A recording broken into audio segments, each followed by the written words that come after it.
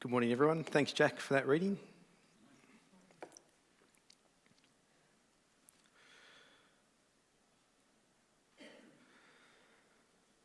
Well, good morning, Rayville Baptist Church, both those of you that are here in person and those online.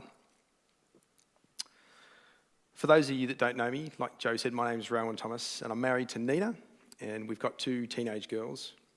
And I work as a builder, and we attend and worship at Kilsyth South Baptist Church. When I'm not doing those things, I enjoy a bit of cycling, camping, although I'm not doing that this weekend, motorbikes and some travel. I hope that today's service has and continues to be one of encouragement for you. I'd like to say thanks for the opportunity to share with you this morning what God has been laying on my heart as I've prepared for today's message, and hope that God will speak through me to encourage you in your faith journey. Have you ever had some good news to share with someone? Maybe it's a story or it's a joke that you've heard that you thought, gee, that's really funny, I want to tell it to someone else. Maybe it's just a really interesting fact that you've come across and you think that's great information, I want to share that with others. That's really good news. Maybe it's good news about something in your job and you wanted to share it with your boss or you've needed to share it. Whatever it is that's good news, there's times that we know what it is in our head and our heart and we're excited to share it, but sometimes it just doesn't come out right, does it? Sometimes we might walk away feeling like the message that we shared seemed a little bit foolish, a bit like this guy cutting the branch on the tree. Good idea to cut the branch, but probably a foolish way to go about it. I had an experience earlier this year of feeling a little bit foolish when I tried to explain something. See, I was doing the grocery shopping, and I don't like to go back and forth to the shops. It feels like a waste of time, and it's quite annoying to be back and forth every couple of days to grab another couple of things. So I like to plan out the meals that we're going to eat for the week when I'm doing that, and work out what we're going to eat, and then organise myself well so that we can go once, maybe twice in the week to do the shopping. And this week, I thought we'd make a family favourite dish of ours called tahini honey chicken. This is one of those meals, you've probably got one like this in your house or that you share with friends, where when you say we're going to be eating tahini honey chicken or whatever it is, everybody's eyes light up and they're excited to eat this meal. There's anticipation about what's going to be coming for dinner. It's great news. And there's no complaints about there's too many veggies or there's not enough of this. Oh, do we really have to eat it? This is one of those meals that everyone in our house loves to eat. So I knew that the kids were going to be excited to eat it. And so I went through the pantry to work out what ingredients we had and what we'd need to buy. And the key ingredient for this recipe is tahini. So I've opened the fridge and found that we had a jar of tahini. And I thought, oh, that's good. I don't need to shop for that. And I thought, I'm not sure when the last time was that I made this meal. I better check the use-by date. So I pick up the jar, and the best before date, I'm pretty sure, was something like 2019. I thought I'd err on the side of caution and buy another jar of tahini. I don't think my kids would have been too excited about sampling the meal with a 4-year-old jar of tahini. So I went to the grocery store, filled my trolley with all the things that we needed for the week. And I don't know if you're like me, but I don't really like self-serve checkouts. So I found a checkout that had someone serving, and she was able to scan all my groceries through. And as she was scanning the groceries through, she's picked up the jar of tahini and she's looked at it curiously, turned it in her hands. She's like, tahini, what's that? And my answer was fairly inadequate. I couldn't tell her what tahini was. I knew that this was the key ingredient for the meal that we were going to be cooking one day this week. But to describe what tahini was, it ended up being something along the lines of, it goes in this meal, it's called tahini honey chicken, the kids love it, it'll be really good. That was about the best I could do. As I pushed my trolley out of the supermarket, I shook my head thinking, that sounded pretty foolish. I really didn't do a good job of explaining what I knew in my heart and my mind was exciting. I knew that it was the key ingredient to this recipe. It was the thing that was going to tie it all together. And without it, it wouldn't be the same. But I just didn't do a good job. What is it that you can think of where you've walked away feeling like your message sounded foolish? Or maybe the response to the message that you shared, whether it's something like a recipe that you're going to make or some good news, or something closer to our hearts, your faith, and you felt like it was foolish.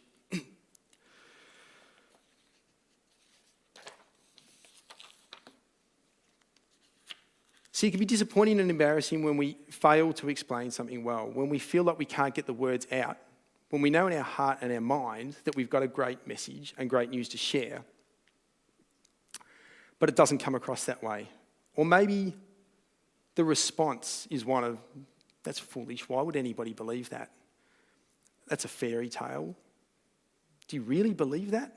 Sometimes we can be left feeling like we didn't do a good job, or the response is that the message that we have is foolish.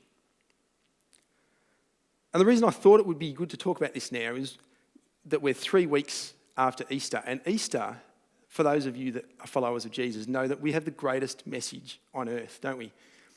Like tahini is the key ingredient for tahini honey chicken. Knowing Jesus is the key ingredient to living life to the full.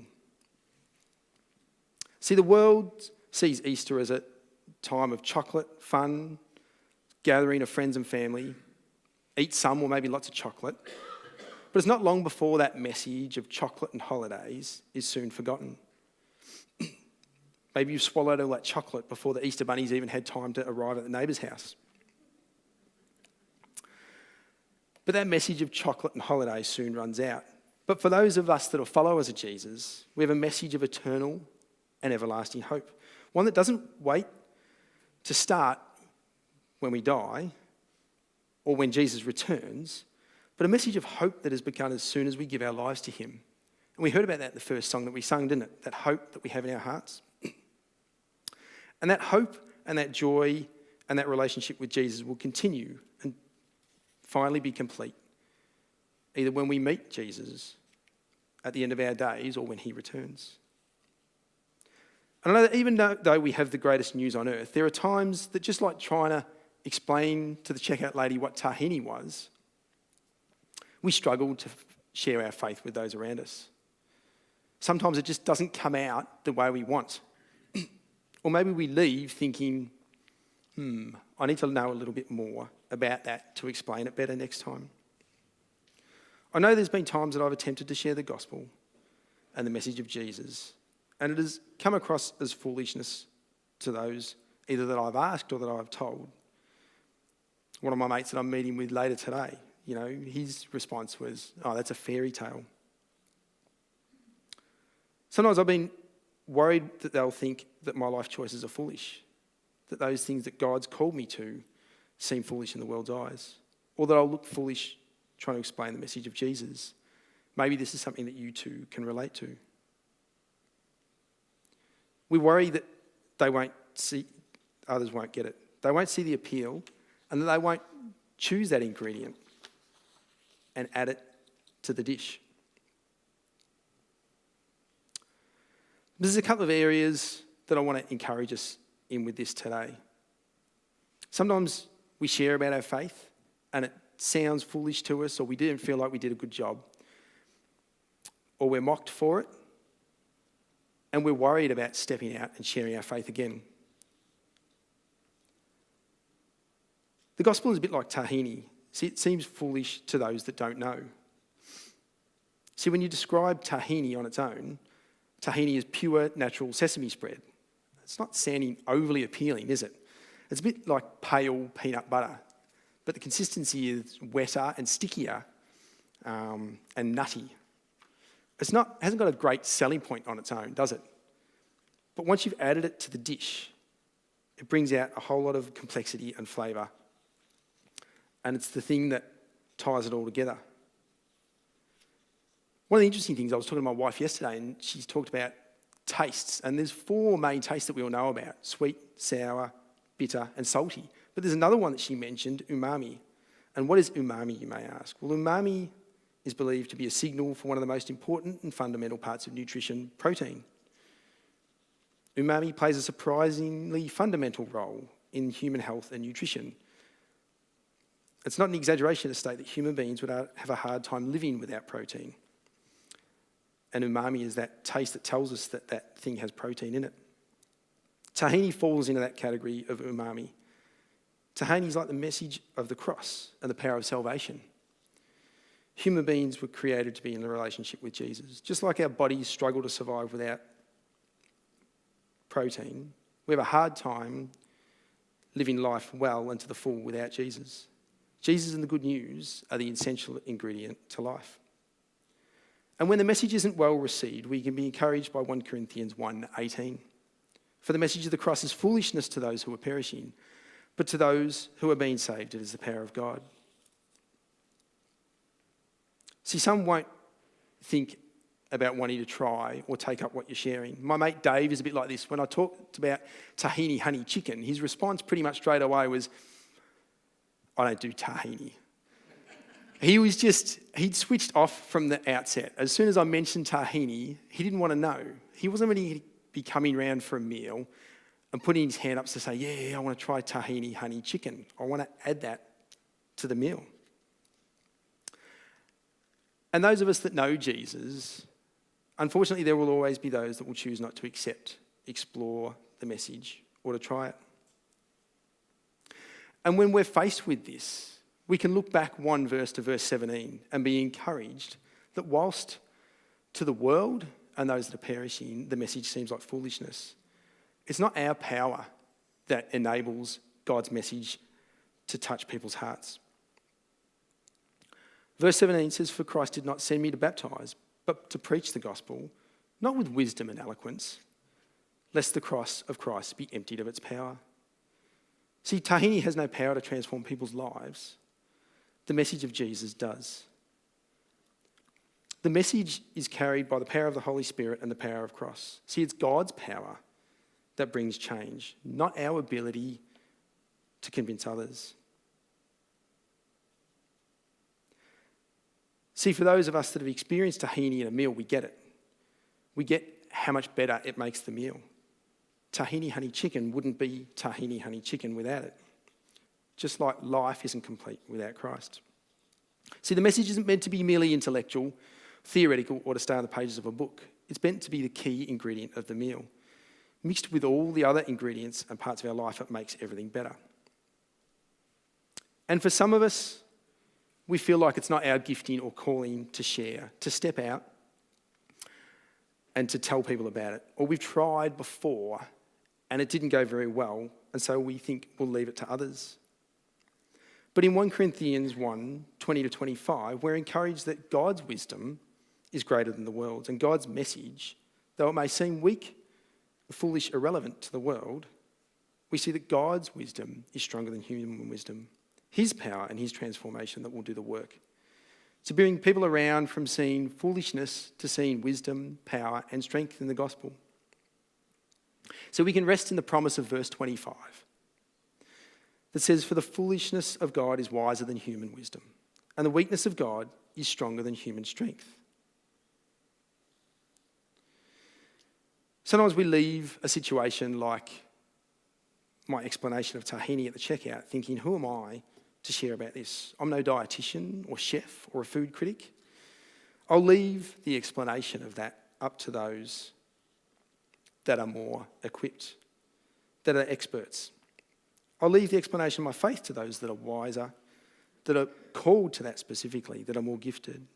I'll point them to Brent or to Sean or Asher, or maybe someone else that you know, that you look up to from a faith perspective. After all, I'm just a simple carpenter. What do I know about tahini?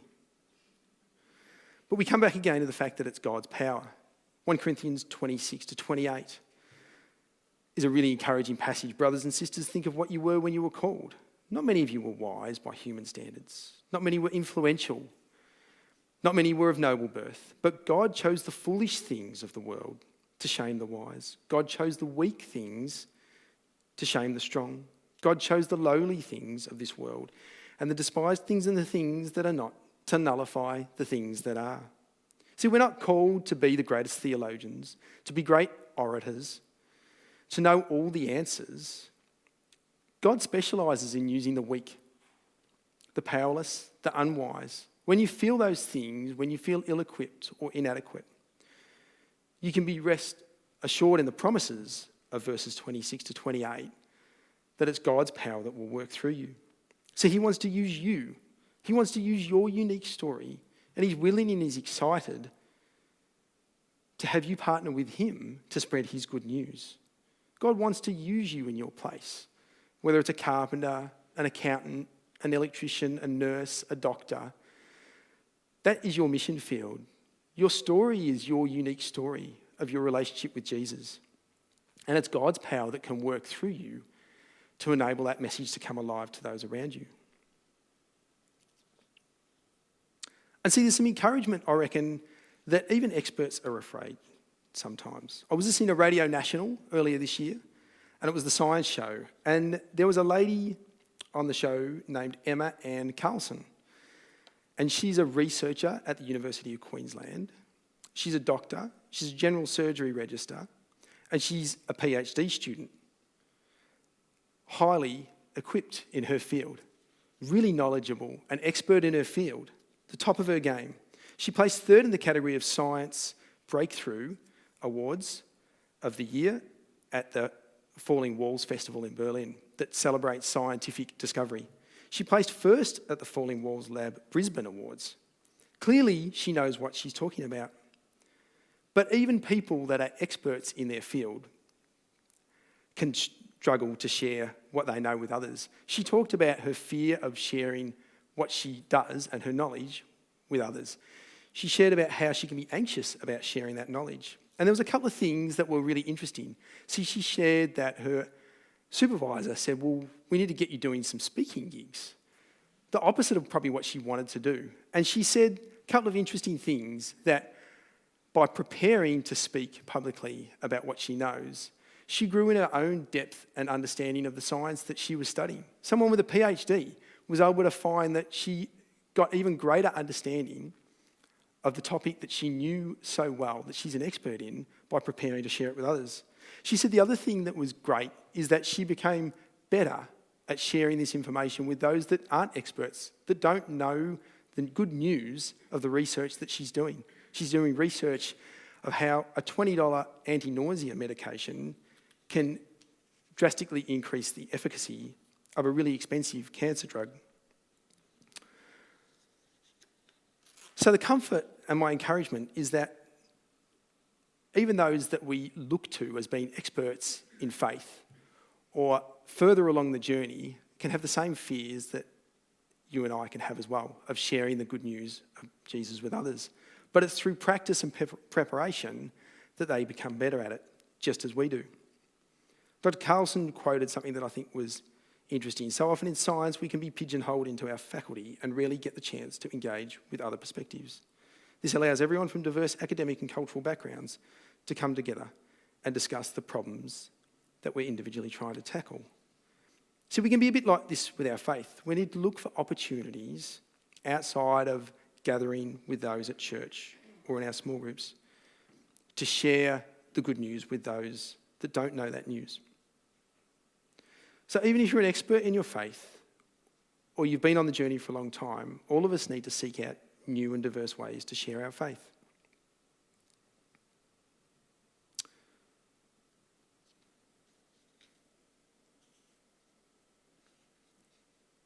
See, the great news is that God's given us the tools to prepare well. I had a great ingredient in tahini that was able to make up a great recipe and a great meal to share with others. But when came the time to explain what that ingredient was, I really had no idea what tahini was. I knew it was tahini and I knew it was key to the recipe. To be honest, I wasn't well prepared. When we're not well prepared, we can be encouraged. We have two choices. We can either walk away and think, I'm not going to share about that with someone because it didn't go too well last time.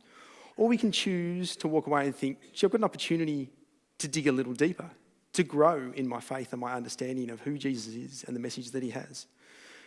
we can walk away encouraged that we will have another opportunity at another time to be well prepared. This brings us to 1 Peter 3:15. We see that whilst we're called to rely on God's power, and that it's not our power that makes the message come alive, it's important that we are well prepared. But in your hearts, revere Christ as Lord. Always be prepared to give an answer to everyone who asks you to give the reason for the hope that you have. But do this with gentleness and respect.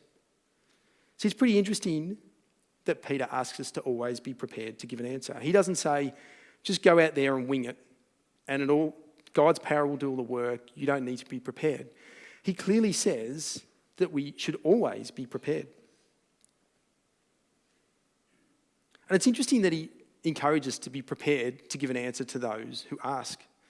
Imagine if I grabbed that jar of tahini, pulled it out of my shopping trolley, wheeled up to the checkout, shoved it in the checkout lady's face and said, this is tahini, you've got to get it. It's got 9 nutritional benefits. It's got antioxidants. You've got to go and make tahini honey chicken. It's a great meal. You've got to try it right now. You should go and get a jar now. She'd probably back away a few steps, press the button for the security guard to come and escort me out of the shops. The message wouldn't be well received if I shoved it in her face without an open invitation. And our faith is a bit like this too sometimes, isn't it? I'm sure that there's times that we've tried to share our faith and it hasn't gone too well, but there's times where people have asked us in conversation, and these are the times that it flows more freely. Those times through relationship, or those times where we've met someone and through the course of what do you do, and that sort of thing, they might ask a few more questions. They're the times where it's easier to answer, isn't it?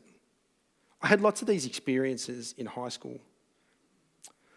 See, I made a commitment at the age of 11, but throughout high school, it ebbed and flowed and it was up and down. And there were times where I chose to make lifestyle choices and live in ways that were not glorifying to God or reflective of the gospel and his saving grace. But in year 11, I made a recommitment to God, and I was still in the same place at the same school with the same friends. And they saw a dramatic change in my behaviour and my lifestyle choices. And through these relationships, there were times where they would ask questions about what I believed, what had changed, what was different now. And whilst they didn't always jump on board, and I don't know whether some of them had made a commitment to faith or not, those conversations were opportunities where they asked about the hope that I had and I was able to share.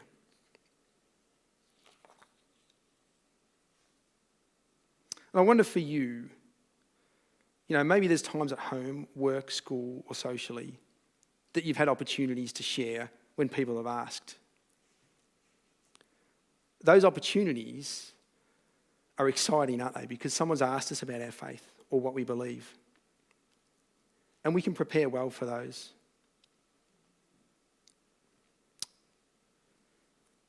See, the last part of that verse talks about sharing with gentleness and respect. And I had an experience the opposite way earlier this year, where someone close to me was sharing about what they believe and that they were into this Course of Miracles thing and that it was based on the teaching of Jesus. But they talked about how this lady had all these visions from Jesus, this psychologist, and so she wrote this Course of Miracles. And then he went on to talk about how the Bible's been manipulated and you can't rely on it. And when somebody attacks something that's really close to you and you know is good news, it can be quite offensive, can't it? We can feel attacked and threatened by that. And I felt like it was my job to go about defending God's word and the Bible and the accuracy of it. And needless to say, it wasn't an overly fruitful conversation. My friend didn't want to know more. They just defended their own case. Eugene Patterson quotes this well. You cannot yell people into holiness. See, whilst I wasn't yelling at my friend or aggressive in the way that I explained it, my focus was on the fact that I felt like they were telling me what I was foolish. I felt offended by their view of what I hold dear. But having loved my friend and listened to them and just walked the road relationally with them for that point in time would probably have been a better way to witness to them. And so the encouragement is to be well prepared, but to also share the message with gentleness and respect. See, the message of Jesus and the Christian life is just like a recipe. God didn't design us to enjoy it on our own, but for it to bring sustenance to those around us. How many recipes are written just for one? See, the recipe is normally for 4, 5, or 6. It's designed to be a complete meal, not just one ingredient. Just like a recipe is for multiple people, so is the good news. The Bible is our recipe for life. As the body of believers, we are called not to prepare and eat the message on its own, but to share in it and encourage one another as believers, to help one another to find the truths, to encourage one another to share those truths with those around us.